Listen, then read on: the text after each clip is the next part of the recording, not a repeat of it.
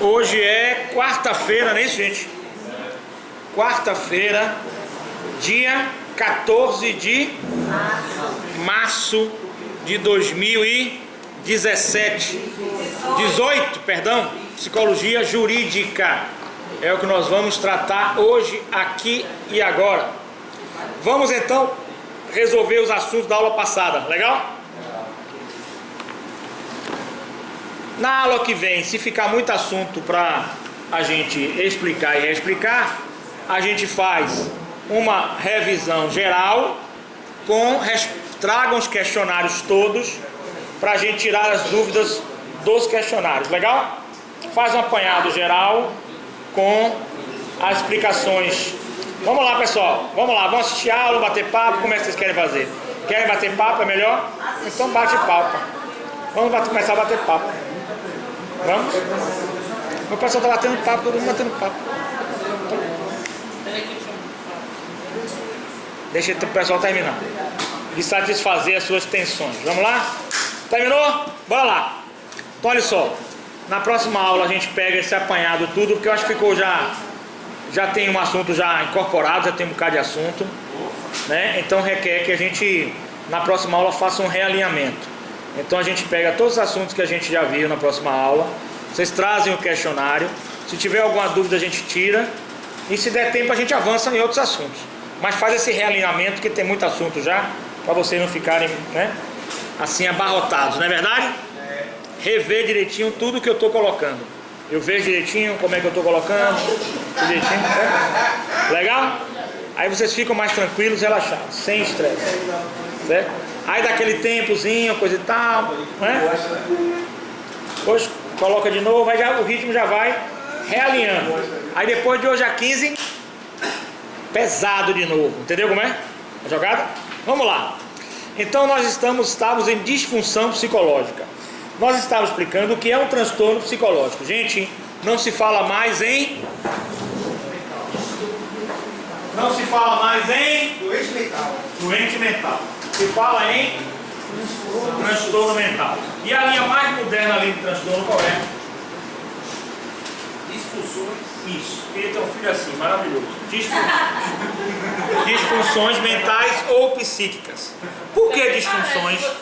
Porque, quem sabe, né? Olha só. Agora só não tem dinheiro pra pensar, mas dá ajudar, dá carona, entendeu? Ajuda, né? Vamos lá, olha só, presta atenção. Aí olha só. Quando a gente fala em doente mental, a gente está gravando muita situação muito forte, né? Uma doença mental, é um termo muito forte. Então a ciência veio para o transtorno. Transtorno mental. Aí se vocês forem para o dicionário ver o que é transtorno mental, vocês vão ver que é uma forma de distúrbio, uma forma de estar incomodando, de estar angustiando, de não estar fazendo bem a você, né? Transtorno mental. Mas modernamente, a gente não fala transtorno, porque transtorno também é uma forma de etiquetar a pessoa, uma forma de estigmatizar a pessoa, uma forma de, qual é o termo que eu poderia mais usar, estereotipar a pessoa. E a sociedade mais gosta de fazer isso com a gente. Estigmatizar, estereotipar, marcar você, e essa marca fica pro resto da vida. Tem um ditado que diz: você luta contra tudo, menos contra a fama. Você fez uma fama, já era. Então aí fez uma fama de drogado para você mudar, fez uma fama de ex-presidiário para você mudar, você fica estigmatizado, se cria sobre você um estereótipo. Isso é um processo de exclusão social. A psicologia social é um processo nefasto de exclusão social. Então, com referência aos distúrbios mentais, o termo mais leve é disfunção. Disfunção ela pode se dar por um momento, disfunção ela pode se dar por uma circunstância, por um contexto, e você não vai ter disfunção pro resto da vida, né, gente? O corpo não vai ser marcado com a disfunção. Existe sempre a esperança que o ser humano seja recuperado, seja reabilitado e não excluído totalmente da sociedade. Certinho? A gente vai ver a política de antimanicomial, tem uma lei antimanicomial. Então a gente vai ver que tudo isso não é para o ser humano ficar estigmatizado. Não foi para isso que se estudou. Pelo contrário, que quer que o ser humano recupere. É difícil recuperar esquizofrênico, psicótico, um transtorno da personalidade antissocial, é muito difícil. Mas não vamos dizer que é impossível, não.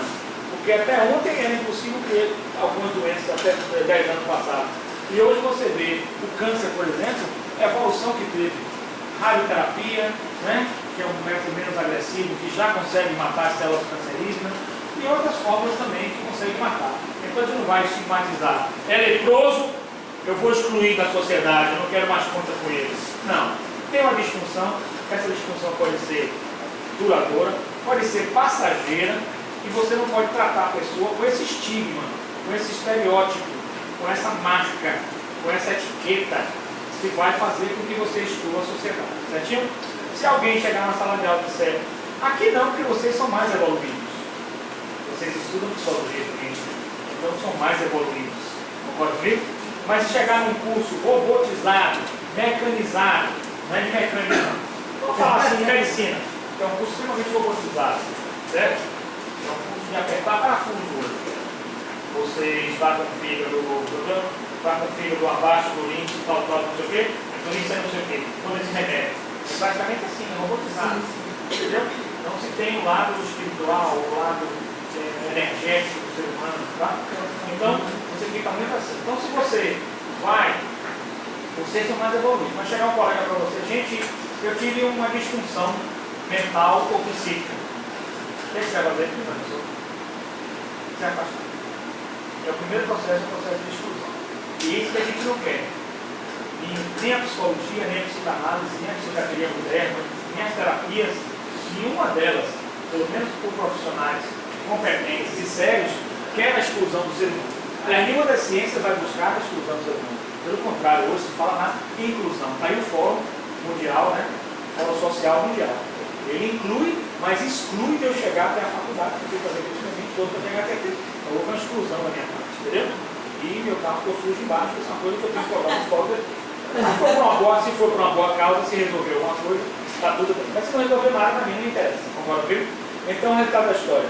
Então, a exclusão jamais. O ser humano não deve ser excluído. O ser humano deve ser incluído. É um processo de inclusão. E esse processo de inclusão começa aqui. Ó. Já começou, aliás, na escolinha, quando vocês eram criancinhas. Continua aqui. Já começou, aliás, quando vocês eram pequenininhos e seus pais tinham um irmão que dava mais alguma coisa nesse sentido. Essa relação competitiva de irmãos que sempre existe. Então a exclusão é uma coisa que a gente não pode aceitar. A gente tem que buscar o acolhimento e a inclusão. Isso é saúde mental sua e dos seus semelhantes. Com isso você constrói uma sociedade melhor. Sei das dificuldades disso, mas infelizmente a gente tem que ir lá trabalhar para isso. Então, termo de disfunção, um termo mais leve, um termo mais tranquilo, que evita que você fique com aquela estigma. Se chegar um colega e disser, como disse a você, teve uma disfunção, aqui vocês vão saber compreender. Porque quem de nós pode afirmar que não teve uma disfunção em algum momento da vida? Uma ira de raiva pode ser considerada disfunção momentânea, lógico, passageira, não uma patologia para ser classificada no DSM-4 ou 5, no CID-10, mas é uma disfunção, não é? Quando você tem uma diarreia, é o que para a medicina? Uma disfunção. Ela é momentânea. Passou 2 dias, está sendo pelo ficou bom. É uma coisa mental.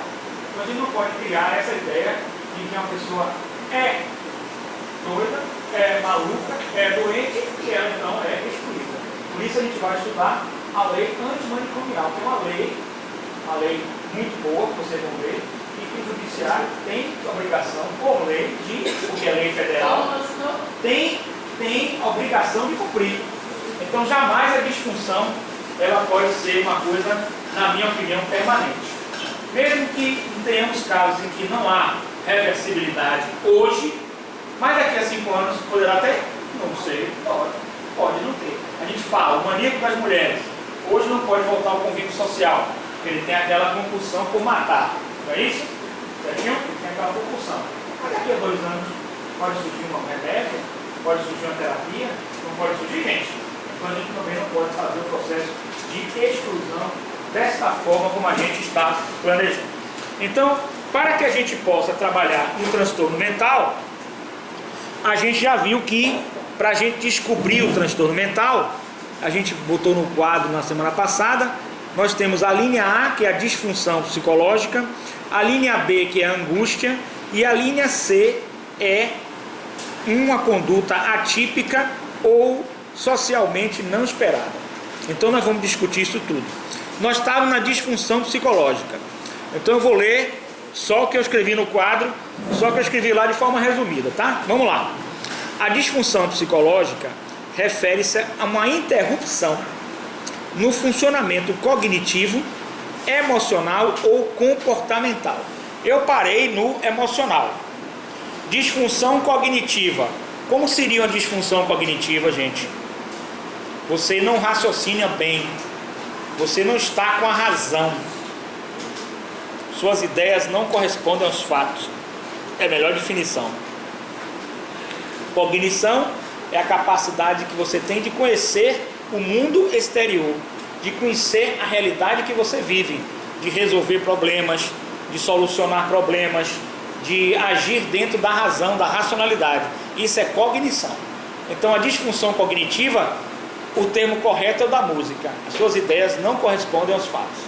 Você está totalmente desconexo na parte conectiva, certo? Então, na parte cognitiva. Então você tem uma disfunção psicológica. Quando você tem essa disfunção, é o primeiro sinal, de que algo não anda bem com você. Pode ser, dentro da disfunção psicológica, uma interrupção do funcionamento cognitivo, já está copiado, aí não precisa copiar, emocional e comportamental. Vamos descrever os três. Cognitivo é o raciocínio. Por exemplo, eu chego para vocês e digo, gente, vocês devem copiar o questionário e responder o questionário. Aí um aluno disse, não professor, eu não vou copiar o questionário porque eu decoro o questionário. Do início da aula até hoje, eu decoro o questionário. Possa existir um aluno com essa capacidade, mas para vocês terem ideia, é uma capacidade cognitiva extraordinária, não é normal. Eu não vou deixar de acreditar ou não, vou esperar ele ver. Quando chega no dia de querer o questionário, ele me diz, eu pensei que pudesse fazer isso, mas não consegui fazer isso, não respondi nada. Está entendendo? Então ele está desconexo, certo? E o cognitivo tem outras formas de você notar que a pessoa não está falando coisa com coisa, certo?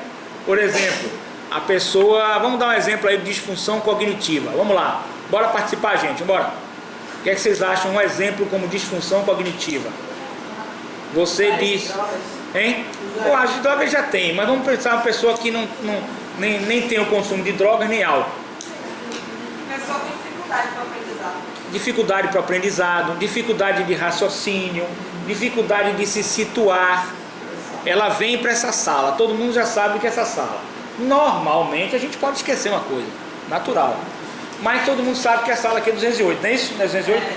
Aí você vem aqui na 208, está vindo todo dia aqui na 208 e fala, professor, aqui é o terceiro andar. Não, aqui é o segundo andar. Não, professor, aqui é o terceiro andar. Não, aqui é o segundo andar. Todo mundo diz que é segundo andar. Você diz que é o terceiro. É uma disfunção cognitiva. A sua senso-percepção da realidade está distorcida. Você não consegue resolver um problema de lógica, de raciocínio lógico, porque você não consegue senso-perceber a realidade. Você tem uma disfunção da realidade. Você vê uma realidade diferente da que é. Se é que existe uma realidade, né? Mas pelo menos aquela compartilhada por todos nós. Quando a gente fala emocional, é a mesma coisa. Quais são as emoções? É natural. Se eu estou aqui, vou dar um exemplo para você, recebo uma ligação de um familiar meu, vamos falar coisa boa, e ele me diz, olhe, contei o número da loteria, você acertou na Mega, sozinho é 120 milhões. Eu digo, você está brincando? Porque eu estou falando sério, eu estou dando aula. Se for brincadeira, eu vou lhe arrebentar quando chegar aí. Não, é verdade, cancele a aula e venha para cá. Vocês acham que eu vou continuar normal assim como eu estou? Quais são as emoções que eu posso ter? Várias. Alegrias excessivas. E nesse momento eu posso ter. Quem é que vai ganhar 120 milhões e vai ficar com alegria excessiva? Posso ter uma crise de choro também, não é? Enfim, posso ter diversas emoções. Então essas emoções, elas são disfunções, mas elas estão dentro de um momento de contexto e circunstância que é normal que você tenha. Tem alívio guarda, dá notícia ruim, Parente que morre ou fica doentado ou é hospitalizado, você não vai ficar normal aqui, não, né? Sem sentir nada, não, professor? Um parente meu, um tio meu acaba de falecer, mas vamos continuar a aula, eu vou ficar aqui, eu estou normal. Eu vou olhar para vocês, isso não é uma coisa normal. Concorda comigo? Normal é você ou chorar, ou ter um comportamento apático, ou ficar nervoso, e é normal que eu dispense você da aula, lógico. Normal. É uma circunstância diferenciada, a circunstância que lhe levou até aquela emoção, certo? Por exemplo, outra emoção, eu chego para uma moça, hipoteticamente, e digo, entrego as alianças e digo, quer casar comigo amanhã? Ela pode até desmaiar de alegria, que é uma alegria muito grande a pessoa receber um convite desse meu, não é, minha amiga? Para casamento, a pessoa pode até desmaiar, não pode? É natural dessa emoção? Ela pode chorar compulsivamente? Pode. Pode sair pelos corredores gritando e pulando? Pode. Porque na realidade o que significa um casamento comigo é uma grande felicidade. Certo? Concorda comigo? Grande felicidade. Enfim, as emoções, elas são. O Brasil é campeão do mundo, hipoteticamente. É emoções que nós estamos trabalhando. Então o contexto externo, ele muda as emoções. Tinha um professor meu, na pós, que falava assim, nós somos como se fosse um avião. A gente está tudo normal aqui, mas se houver um vento forte, ele pode ter uma turbulência em nosso avião. Nosso avião pode sofrer turbulência, de acordo com os fatores externos e com fatores internos também, certo? Você não vai se sentir bem se tiver uma dor de cabeça, você vai ter outro comportamento, certo? Então essas emoções nossas, se elas forem alteradas, olha lá gente, ó, por uma circunstância externa que justifique, normal. Agora, se elas forem alteradas por nenhuma circunstância externa que justifique, por um conflito que você tenha, aí você tem problemas de disfunção psicológica. Então, observação da emoção de acordo com a circunstância, certinho? Por exemplo, não aconteceu nada, aí o aluno se levanta e sai sorrindo, certo? Aí professor, sai assim, entendeu? Eu não entendi nada, ele sai correndo e entra por ali. Aí eu pergunto, aconteceu uma coisa? Nada, não aconteceu nada. É normal? Não é normal. Aí ele tem o quê? Um desequilíbrio na emoção. A emoção está relacionada aos fatores externos. Você recebe uma nota minha aqui, boa. Você tirou 10, hipoteticamente. Você tem uma emoção de ficar feliz. Uma aluna minha terminou o TCC, ela deu uma explosão de felicidade na banca mesmo. É um processo natural. Primeira vez que ela é aprovada no TCC. Concorda comigo? Então são momentos que permitem você ter emoções diferenciadas. Mas do nada você ter emoções assim, exacerbadas, é ruim. E observação também nas emoções ambivalentes. Um dia você diz que ama uma pessoa, outro dia você diz que odeia. Ou você ama ou odeia, que negócio é esse, né? São posições ambivalentes que você começa a notar que não é normal. Já é uma disfunção psicológica, certo? Ou você ama o professor Martinez ou você odeia.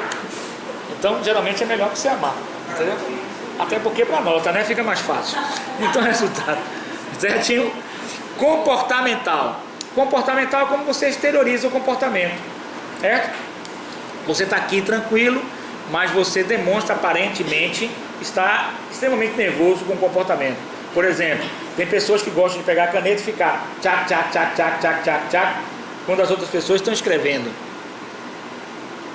Não é bom. Tchac, tchac, tchac, tchac. Você lembra? A pessoa está escrevendo, é um teste para ver se você está calmo. Então isso é um comportamento que não é um comportamento adequado, certo? Por exemplo, tirar a roupa em sala de aula e ficar em pé aqui, é um comportamento adequado? Sem que nem para quê? Não. Então é um comportamento que não é adequado. Então o comportamento também tem que ser adequado. Adequado a quê, gente? Adequado, tudo isso que nós estamos falando, adequado às regras sociais. Não tem outro caminho, a conduta social. Então a disfunção psicológica, ela vai em três aspectos. Ela vai em três aspectos. O primeiro, cognitivo. O segundo, emocional. O terceiro, comportamental. Entendida a disfunção?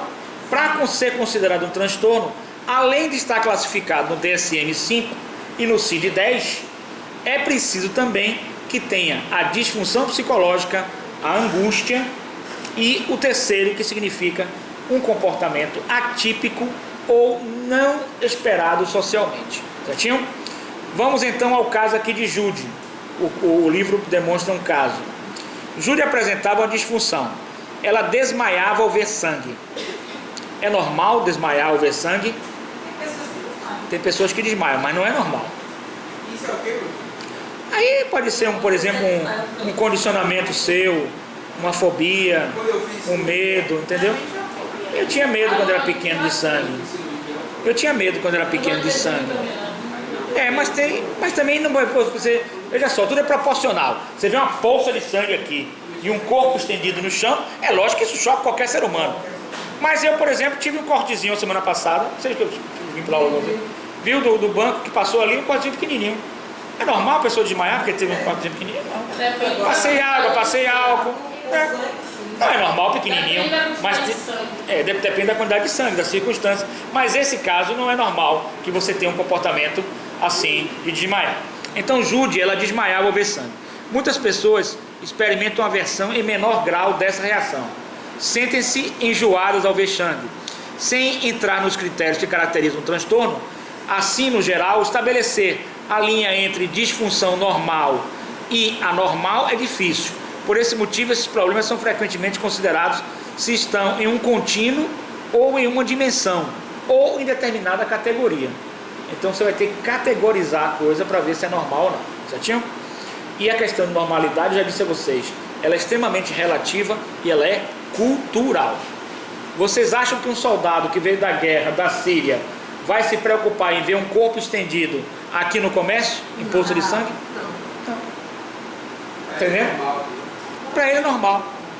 Eu que sou faixa preta de jiu-jitsu, judô, karatê, taekwondo e ainda aquela luta israelita, poderei estrangular alguém com a frieza e a tranquilidade que eu estou falando com vocês aqui? Poderei sim.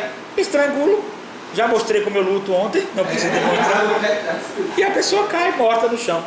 Depois eu vou para casa, assisto televisão e depois adormeço. E passa na televisão. Um homem tentou assaltar uma pessoa e a pessoa acabou estrangulando ele. É normal esse comportamento? Não é normal. Estou brincando para vocês entenderem. Então olha só, a segunda coisa que a gente vai ver, ontem eu já mostrei minhas qualidades, para a semana trarei mais golpes para vocês. Eu estou destreinado um pouco, mas eu vou trazer mais golpes. Golpes ferozes, hein? Faixa preta, jiu-jitsu, judô, taekwondo, toda essa. Principalmente taekwondo. Vamos lá. Angústia. Vamos lá. A angústia, gente, está no caderno de vocês. A angústia, vamos anotar aí a angústia. A angústia eu não anotei não. Então eu acho que você, na minha opinião, o transtorno psicológico tem que estar atrelado dessas três que eu estou falando com vocês: a disfunção psicológica, a angústia e o comportamento atípico ou não socialmente esperado. E as três em conjunto. Não falou nada.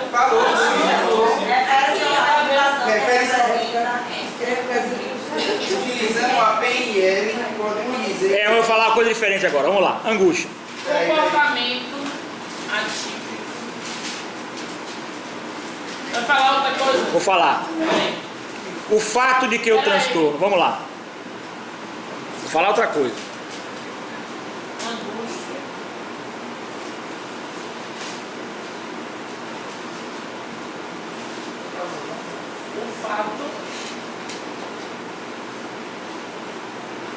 O fato de que o transtorno ou comportamento deve estar associado com angústia. Peraí.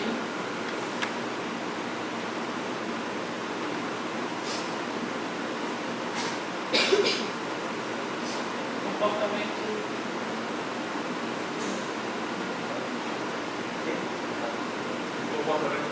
Deve estar. O fato de que o transtorno ou comportamento deve estar associado com angústia. Peraí, está. Associado com angústia, adiciona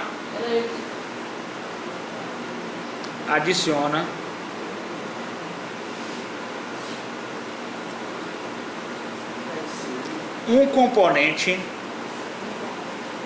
importante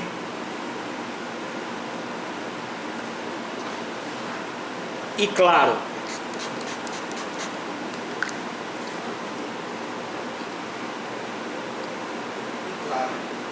Peraí, Lucas. Isso é a disfunção. Peraí. que gera prejuízo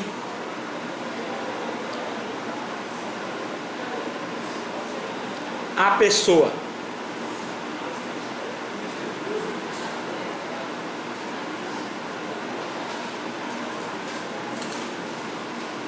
Porém, por si só,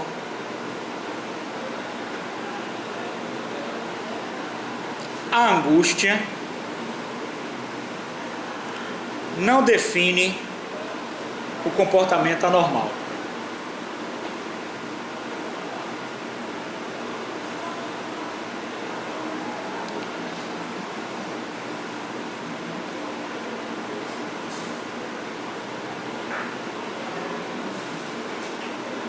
Certo?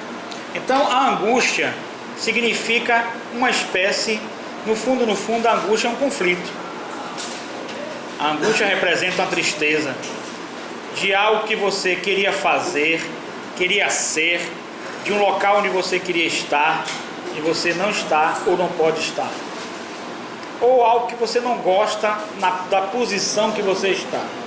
Certo? Se você está numa posição de, sei lá, você é bombeiro civil, e você não gosta do seu emprego. Aí você vai todo dia para o seu emprego, mas você não se sente bem. Você acha que não deveria estar ali, você acha que não deveria ser bombeiro. Isso vai fazendo com que você tenha conflito, vai fazendo com que você tenha uma angústia. E pode chegar a um ponto que você tenha até uma aversão, essa aversão, uma fobia, um medo de você ir para o seu local de trabalho. Então a sensação de mal-estar interno, que você tem que estar com esse bem-estar interno, ele por si só não representa um transtorno. Ele tem que estar associado com a disfunção psicológica e posteriormente, agora que nós vamos ver, a um comportamento atípico ou não socialmente esperado, certo? O exemplo aqui que ele diz é Jude, do livro. Eu vou só ler para vocês que vocês já entenderam. Jude estava sendo prejudicada por sua fobia, mas muitas pessoas que têm reações semelhantes, menos fortes, não o são, certo? Essa diferença ilustra mais uma vez a questão importante de que a maioria dos transtornos psicológicos são simplesmente expressões extremas de emoções, comportamentos e processos cognitivos que, caso contrário, seriam normais. Então varia de pessoa para pessoa. Por exemplo, no caso Jude aqui, ela se acha muito tímida e não tem relacionamento com namorados afetivos. E os namorados que apareceram na vida dela não prestaram. Vamos imaginar, Jude começou a namorar com um rapaz, se apaixonou pelo rapaz e gostava do rapaz, certo? E esse rapaz, simplesmente ela descobriu que era casado. Ela tem a sua primeira decepção. Depois disso, Jude fica meio frustrada. E quando você tem decepção, você tem a se retrair nos seus comportamentos. Certinho? Quando você tem uma posição de reforço, ou seja, quando você tem uma recompensa, você tende a ampliar os seus comportamentos. Certinho? Se você vai conversar com alguém e esse alguém lhe diz, você pergunta a ela, dá para você emprestar o caderno? Ela olha para você assim, fica olhando, ó. Pergunte para mim, dá para emprestar o caderno? Dá. Vou ver. Incentivar. Eu estou com ele muito ocupado. Pra semana você me fala de novo. Agora fala assim, dá para emprestar o caderno? Fala de novo para mim. Não.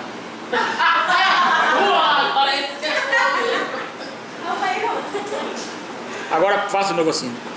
Dá para emprestar o caderno? Lógico, colega, dá para emprestar. Eu só estou fazendo aqui uma cópiazinha rapidinho. Você pode tirar cópia, pode tirar foto. Eu posso te emprestar, certo? Mas me devolvo no mesmo dia para poder eu continuar meus estudos. Foi um prazer, quero te ajudar. Você tende a continuar o relacionamento comigo. Da outra forma, você tem uma retração. Então, Jude, o primeiro não deu certo, que era casar. Jude conhece um outro rapaz que carrega a Jude na praia, promete casamento, compra aliança e tudo. De repente, presta atenção. Ela passa no shopping e encontra esse rapaz namorando com outro rapaz. Outro rapaz. Então Jude fica o quê? Termina e mais uma vez decepcionado. Jude arruma um terceiro relacionamento, na busca do relacionamento. Mas esse conversa muito com a colega em sala de aula. Né? Conversa muito com a colega em sala de aula. Ela tem ciúme, não gosta. E aí se afasta dele. Jude arruma mais um relacionamento. Estamos no quarto. E aí, essa Jude é insistente. Jude é insistente. E aí, quando ela abre a televisão, ela vê o quê? Ele como traficante de drogas internacional. Internacional. Jude arruma mais um relacionamento, o quinto. Vamos lá? Jude arruma o quinto. No quinto relacionamento que Jude arruma, é um cara perfeito, é um cara maravilhoso, é tudo bacana. Certinho? Mas na realidade ele chega a confessar a ela que ele é um transexual, não é homem, ele é apenas aparência de homem, mas é mulher. Ela aí termina com esse rapaz. Sexto relacionamento. Jude arruma outro rapaz, mas esse telefona para ela de minuto em minuto, é extremamente ciumento, ela não pode nem virar as costas para ver ninguém, que ele já pensa que ela está namorando, e ele disse, se você um dia me largar, eu lhe mato esquartejada. Ela aí deixa esse relacionamento. Jude vai para o oitavo relacionamento. Vai para o oitavo relacionamento. Não. No oitavo relacionamento, Jude conhece um cara que é do Canadá. Ele veio do Canadá. Só que ele, num certo momento no cinema, diz a ela, amor, vamos fumar um bagulho. Ela disse, mas eu não fumo bagulho. Eu tinha que lhe dizer, eu sou viciado em drogas. Ela deixa o rapaz. Jude vai para o oitavo relacionamento, nono relacionamento. Quando ela encontra o nono relacionamento, que é um rapaz perfeito, maravilhoso e coisa e tal, de repente ela recebe a notícia, a irmã dele telefonou. Jude, eu tenho que dizer uma coisa muito triste que foi, ele era depressivo e ele acabou de suicidar-se. O cara suicidou. Décimo relacionamento de Jude. Jude arruma um colega de turma, certo? E aí começa a se relacionar com ele, coisa e tal. Em certo momento ele diz a Jude, Jude, eu sou impotente, não tenho como ter relacionamento. Jude deixa o relacionamento. O que é que Jude pode experimentar ao final de tudo isso com a parte afetiva? Jude vai experimentar uma forte angústia no lado. Qual é o lado que ela vai informar? Ela vai informar forte. Não vai embora, não vai embora? Uma mulher, outra mulher. Por quê? Cada ônibus. Porque Jude, né? Veja só. Jude vai experimentar o que, gente? Uma angústia muito forte no ponto afetividade. Porque houve vários fracassos. E ela terá que trabalhar terapeuticamente com esse fracasso. Vamos então ao terceiro item. Comportamento atípico ou não socialmente esperado. Então eu vou ler aqui para vocês, só para vocês verem. Finalmente, o critério para o qual a resposta seja atípica ou não esperada, segundo o aspecto cultural, é muito importante, mas também insuficiente para determinar a normalidade. Novamente, ele mostra que um dos aspectos é insuficiente, tem que ter os três. Às vezes, algo é considerado anormal porque não ocorre com frequência. Ele se desvia da média. Quando você se desvia da média, pode ser considerado anormal. Quanto maior o desvio, maior a anormalidade. É possível dizer que alguém é baixo ou alto de forma anormal, significando que a altura da pessoa deva-se ser substancialmente da média? Mas isso não é uma definição de transtorno. Muitas pessoas estão longe da média no que se refere a seus comportamentos, mas poucas seriam consideradas perturbadas. Poderíamos chamá-las de talentosas ou excêntricas? Muitos artistas, astros de cinema e atletas se encaixam nessa categoria. Por exemplo, não é normal se masturbar em público, mas Madonna simulava isso no palco. E nem por isso ela foi considerada anormal. Foi mesmo? Foi. Ela simulou no palco isso, a masturbação. E nem por isso ela foi considerada anormal. Agora, um de nós que vai fazer isso vai ser considerado anormal. Então note que o comportamento atípico ou não esperado socialmente ele é extremamente relativizado. Ele depende de quê, gente? Diga mesmo, gente. Tide daqui a pouquinho. Entra aí, entra aí. Ele já fica... Nós podemos dizer que o comportamento atípico ou não esperado socialmente, ele é um do fator decisivo para o nosso contexto, sim, mas ele depende do contexto social, ele depende do contexto psicossocial. Cada sociedade tem uma cultura. O romancista Salinger, que escreveu O Apanhador no Campo de Centeio, refugiou-se em uma cidadezinha de New Hampshire, nos Estados Unidos, e recusou-se a ver outras pessoas durante vários anos, mas continuou a escrever. Se você fizer isso, as pessoas vão dizer o quê? Que você está depressivo, que você é anormal. O cantor Marilyn Manson usa maquiagem pesada em suas apresentações. Essas pessoas são bem pagas e parecem adorar suas carreiras. Na maioria dos casos, quanto mais produtivo você é aos olhos da sociedade, mais excentricidades a sociedade vai tolerar. Quanto mais excêntrico, quanto mais você alcançar posições na sociedade, mais excêntrico você vai poder ser, que a sociedade vai achar normal. E para nós, da média, qualquer desviozinho da média vai achar como você sendo uma pessoa anormal. Então o conceito de normalidade e anormalidade, ele é extremamente relativizado, porque de perto quem é normal ou quem é anormal. Por isso eu estou falando para vocês que os psicodiagnósticos devem ser muito cautelosos, porque você estará estigmatizando uma pessoa. Lógico que tem casos, por exemplo, que fica mais claro de você detectar. Por exemplo, o maníaco das mulheres de Goiás. Vocês não viram o filme, para quem viu, a menina não está aqui, mas a frieza dele, a cautela dele, a calma dele de falar dos crimes, e estando preso, sentenciado a 661 dias de prisão, demonstra com clareza absoluta que ele, 661 anos de prisão, demonstra a frieza dele, demonstra com clareza a perturbação dele nos aspectos de disfunção psicológica, nos aspectos angústia, nos aspectos de comportamento atípico ou socialmente não esperado. Esses são os 3 pontos que vocês têm que levar em conta no psicodiagnóstico, porque é muito complicado você julgar as pessoas. Então, o que você pode achar uma tristeza de 10 dias ou de 15 dias, você pode diagnosticar como depressão, e pode não ser uma depressão, pode ser uma tristeza natural, uma tristeza normal do ser humano. Pode ser normal o ser humano sentir tristeza em alguns momentos e não ser depressão. E por aí lá vai, entendeu, gente? Então vamos ter cuidado quando a gente faz o diagnóstico. Nós gostamos muito na nossa sociedade de fazer diagnósticos. Nós gostamos de apontar para as outras pessoas. E o direito tem até a necessidade de fazê-lo. E isso pode estar incorrendo, pode ocorrer um grande erro, um erro cabal, um erro que possa realmente prejudicar a vida da outra pessoa, certo? Então é preciso muita cautela com referência a essa situação de transtorno. Alguns mais visíveis, outros menos visíveis, certo?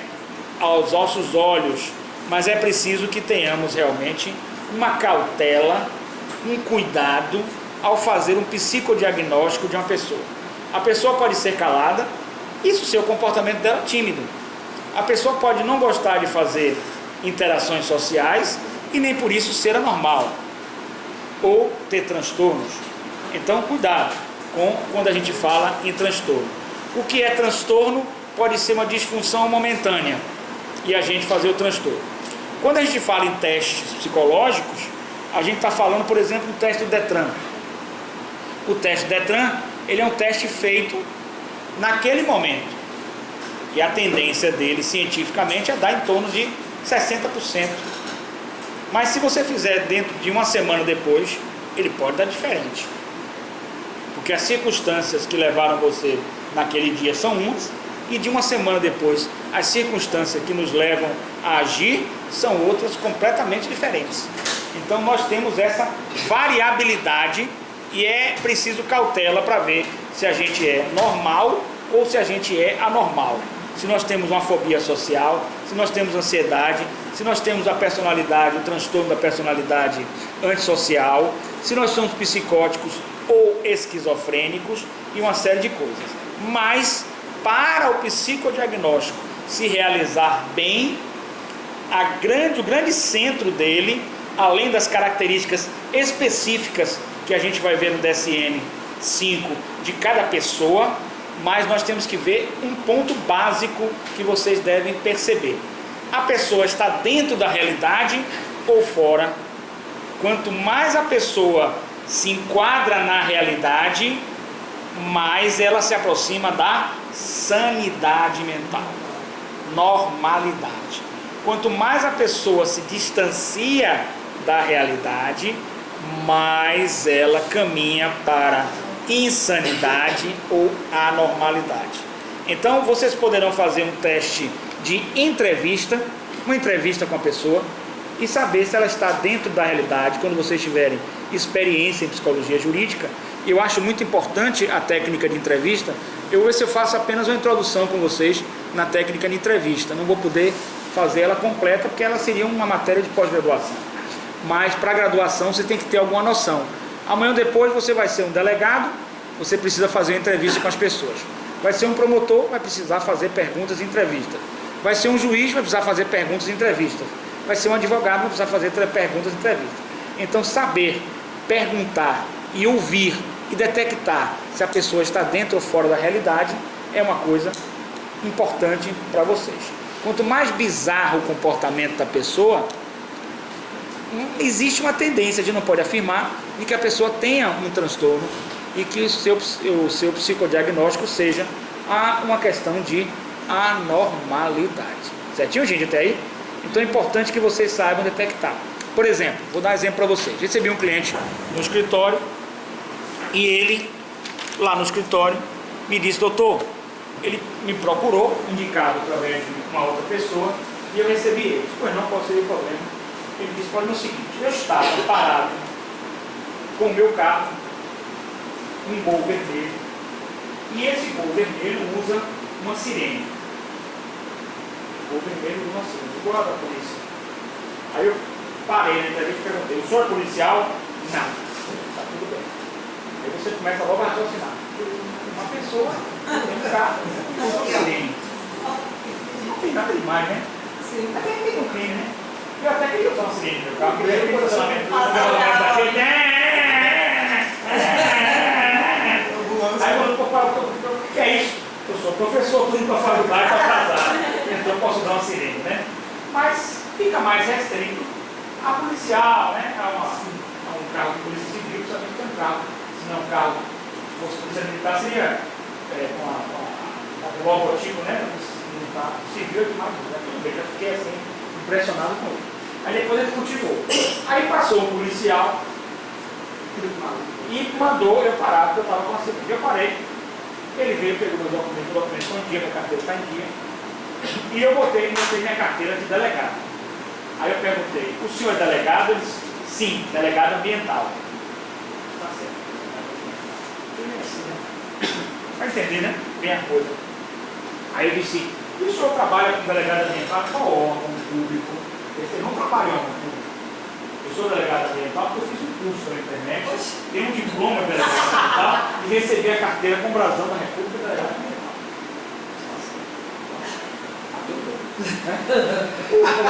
O policial, não satisfeito com essa situação do delegado ambiental, disse: então eu vou conduzir para a delegacia porque eu só estava identificando com o delegado ambiental.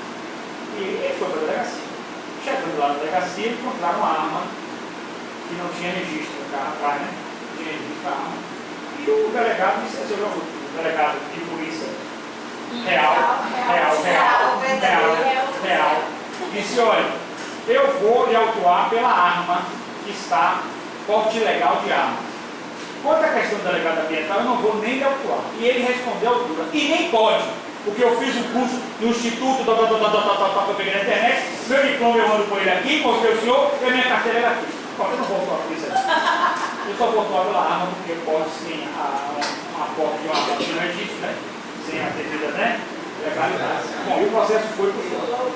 Aí eu ouvi tudo dele e já senti que ele estava assim, meio assim, diferente, né? Aí fomos para a audiência. Na audiência eu disse a ele, olha, o porte legal de arma, você vai dizer que a arma não era sua. Não era minha não, era de um outro colega delegado ambiental que deixou comigo no carro. Você pode dizer isso, não. Agora, quando o juiz perguntar a você se você é delegado ambiental, você mostrou, diga que não. Você não é delegado ambiental. E nunca disse isso a ninguém, nem a delegado, nem a ninguém. O quê, doutor? O quê? Eu vou dizer, posso meu diploma e vou dizer que sou delegado ambiental. Você achou que ele estava vendo a realidade? Caso real, como mostra o processo.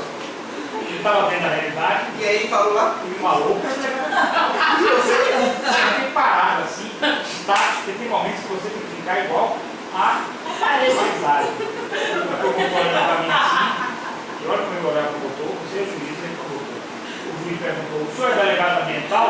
Para quem não entende. Sou delegado ambiental, formado, diploma aqui, a carteira está aqui. Fica olhando para o corpo com o meu levante de mão.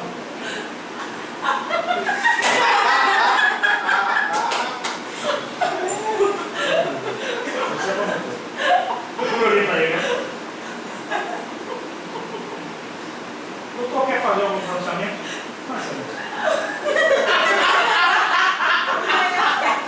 Reinou silêncio. Gente, vamos aprender isso aqui agora, rapidinho, desse exemplo, você nunca mais vai esquecer.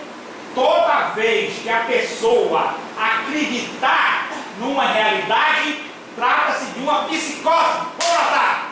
Toda vez que a pessoa acreditar numa irrealidade, trata-se de uma psicose. Não é psicopata. Não é psicopata. Trata-se de uma psicose. Toda vez que a pessoa acreditar na realidade, trata-se de uma psicose. O psicopata, copiaram? Irrealidade, trata-se de uma psicose. Diferente de psicopata. Certinho? Peraí. Diferente de psicopata. Irrealidade. Trata-se de uma psicose. E aí depois vocês vão ver, esquizofrenia, etc. Mas não é psicose. Não é psicopata. Não fale besteira. Eu vejo o delegado falando besteira, juiz falando besteira. Não é psicopata. Por quê? Se ele fosse um psicopata, o psicopata tem noção da realidade plena, é falso e dissimulado, iria dizer, não doutor, eu vou dizer que não sou mesmo delegado ambiental, vou chorar e fazer coisa e tal. Ele só não tem emoções, ele é maldoso. É igual Suzane von Richthofen que Talvez gravou o não vídeo, seja né? fotografiado. Mas ela Talvez. gravou uma O entrevista. psicopata ele não tem empatia pelas pessoas, não tem remorso em fazer mal, mas ele sente prazer em fazer o mal. Ele induz e ele quer pessoas a fazer. ele é manipulador ao extremo. Ele, o psicopata é manipulador. E deu em quem isso aí? E pasmem, nas grandes empresas do mundo, o crescimento de psicopatas é assustador. E pasmem, no mundo, o crescimento de políticos psicopatas são assustadores. Eles não são psicóticos, eles são mais perigosos do que o psicótico. O psicótico ele tem um transtorno, ele tem a doença dele, mas ele vive naquela realidade dele, ele acredita naquilo e acabou. Ele talvez não faça ele mal a você. Mas o psicopata não, ele quer tomar seu lugar, ele toma o lugar do chefe, ele inventa uma discórdia, ele é dissimulado, é mentiroso, é falso, e a gente fala não tem emoções, entre aspas, né? As emoções dele não são como as nossas. Então todo mundo Elas são psicopata. mínimas, quase zero. Porque na amígdala dele há um defeito, não funcionam as emoções. Então você está chorando mentira. Já o psicótico, se ele chorar, é verdade. Ele está ali fazendo a verdade. Ele não está mentindo ali. Mas ele apenas acredita numa realidade, que é um transtorno mental. Deu pra entender? O psicopata, não. Ele é falso, ele é dissimulado, ele é terrível. Eu tive um colega psicopata, na graduação de psicologia. Eu ia fazer as apresentações e ele levantava o braço, e fazia perguntas maldosas para me derrubar. Eu usava uma barba e ele era do exército. Eu não tenho nada contra ninguém do exército. Eu usava uma barba porque tinha uma linha mais de esquerda. Mas hoje em dia tudo são misturados, que não tem nada a ver, né? O exército tem tanta gente de esquerda, né? Mas o preconceito que ele tinha comigo, ele era um psicopata. Esse colega meu levantava o braço. Aí um dia eu me retei com ele e passei mesmo a discussão com ele, certo?